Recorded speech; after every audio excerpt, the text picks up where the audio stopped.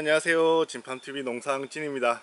오늘은 호두나무 가지치기, 즉 정지전정의 시기를 알려드리려고 합니다. 정지전정이란 말은 가위나 톱을 이용해 가지고 나무의 수영을 잡아주거나 불필요한 가지를 잘라주는 그런 작업을 말하는데요.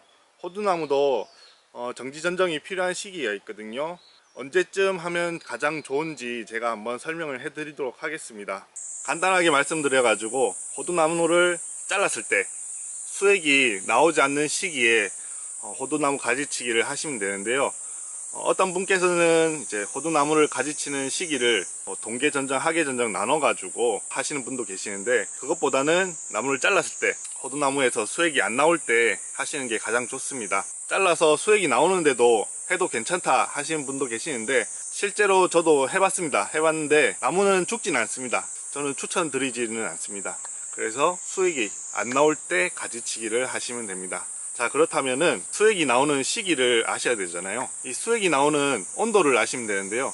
보통 영하 5도에서 한 10도 사이라고 보시면 됩니다. 그 시기를 대충 보면은 초겨울부터 초봄 전지를 하시면은 수액이 나옵니다. 이 호두나무는 수액이 나오기 시작하면은 거의 길게는 한 달 이상도 계속 수액이 나오기 시작합니다.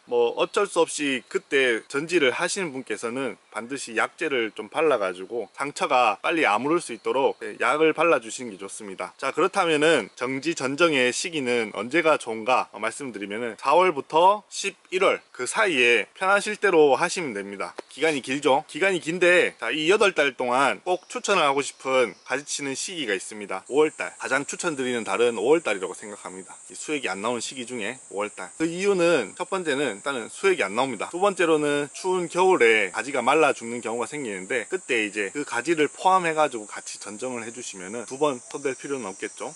만약에 그 5월달 다른 일과 겹쳐 가지고 만약에 이 전지 전정 시기를 놓쳤다 그러면은 추천을 드리면은 10월달 또는 11월달에 하시는 걸 좀 추천을 드립니다. 그 사이에 해도 되지만 10월달이나 11월달에 하라고 하냐면은 열매를 맺게 됩니다. 열매를 맺게 되면은 아까워하세요. 이왕 달린 김에 수확을 하고 그 다음에 잘라 주시는 걸 좀 저는 그 다음으로 생각되거든요. 첫 번째는 5월달이고 그 다음은 10월달, 11월달 그 사이에 하시면 됩니다. 자, 그리고 중요한 것 또 하나, 호두나무 가지치기를 할 때는 호두나무 가지치기를 한 이후 한 최소 한 일주일 정도 비 소식이 없는 날을 골라서 가지치기를 하시는 게 좋습니다. 호두나무를 한번 살펴보면서 그 이유를 한번 말씀을 드리도록 하겠습니다. 이제 호두나무 가지치기를 한 후 최소 일주일 정도 비 소식이 없는 날을 골라서 하라고 하는 이유는, 호두나무 안쪽을 보시면은 구멍이 좀 크게 나 있습니다. 보면 까맣게 돼 있는 부분이 구멍입니다. 좀 작은 가지를 잘란 걸 가져왔는데, 여기 보시면은 여기도 호두나무에 구멍이 좀 있죠. 이게 어린 나무일수록 구멍이 큽니다. 그래서 이